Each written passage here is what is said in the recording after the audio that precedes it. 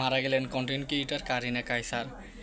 বিগত অল্প কিছুদিন আগে তিনি বাইরে ফুচকা খেয়ে বাসায় যাওয়ার পরে পরবর্তীতে ওনার শরীর খুব খারাপ হয়ে যাওয়ার ক্ষেত্রে ফ্যামিলি ওনাকে মেডিকেল ভর্তি করে। তো সেক্ষেত্রে ওনার হেপাটাইটিস এ ধরা পড়ে।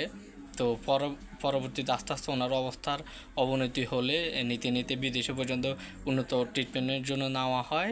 আর দীর্ঘদিন লাইফ সাপোর্টে থাকা অবস্থায় তিনি মারা গেলেন। আসলে এই মৃত্যুর পিছনে আমরা যদি ধরে নেই দায় কার, এই মৃত্যুর পিছনে আমাদের দায় হচ্ছে আমাদের অনিরাপদ খাদ্য ব্যবস্থা। আমাদের বাংলাদেশের যেখানে পৃথিবীর অন্যান্য রাষ্ট্র, ইউরোপীয় দেশগুলা বা মিডল ইস্টের দেশগুলোতে খাবার নিয়ে তারা যতটুকু সচেতন তার চাইতে বেশি উদাসীনতায় বাস করি আমরা বাঙালিরা। আমরা যা পাই তাই খাই। খোলা রাস্তার ফুচকা, তারপর চটপটি, হালিম, অস্বাস্থ্যকর খাবার এবং এভরিথিং আপনার আপনি বাইরের ফাস্টফুড অথবা প্যাকেটজাত খাবারগুলো দেখেন, 99% খাবারের মানহীন একবার খাবার। এগুলো তো অনেকগুলোতে ওই দিন News24 একটা নিউজে দেখলাম যে পাউরুটির মধ্যে ক্যান্সারের জীবাণু পাওয়া গেছে পাউরুটির মধ্যে। এরপর যে এই যে কারিনা কায়সার মারা গেল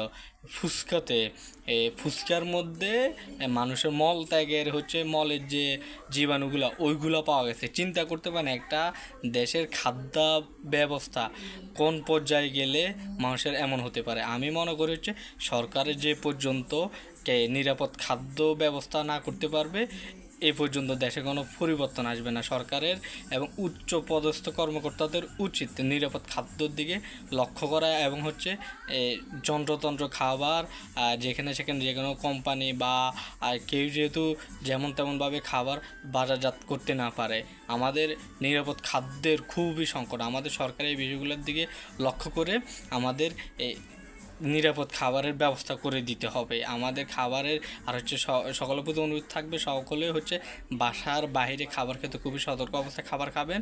সবাই নিরাপদে থাকবেন, ভালো থাকবেন, সুস্থ থাকবেন। আল্লাহ হাফেজ। মারা গেলেন কন্টেন্ট ক্রিয়েটর কারিনা কায়সার। বিগত অল্প কিছুদিন আগে তিনি বাইরে ফুচকা খেয়ে বাসায় যাওয়ার পরে পরবর্তীতে ওনার শরীর খুব খারাপ হয়ে যাওয়ার ক্ষেত্রে ফ্যামিলি ওনাকে মেডিকেল ভর্তি করে। তো সেক্ষেত্রে ওনার হেপাটাইটিস এ ধরা পড়ে। তো পরবর্তীতে আস্তে আস্তে ওনার অবস্থার অবনতি হলে নিতে বিদেশে পর্যন্ত উন্নত ট্রিটমেন্টের জন্য নেওয়া হয়। আর দীর্ঘদিন লাইফ সাপোর্টে থাকা অবস্থায় তিনি মারা গেলেন। আসলে এই মৃত্যুর পিছনে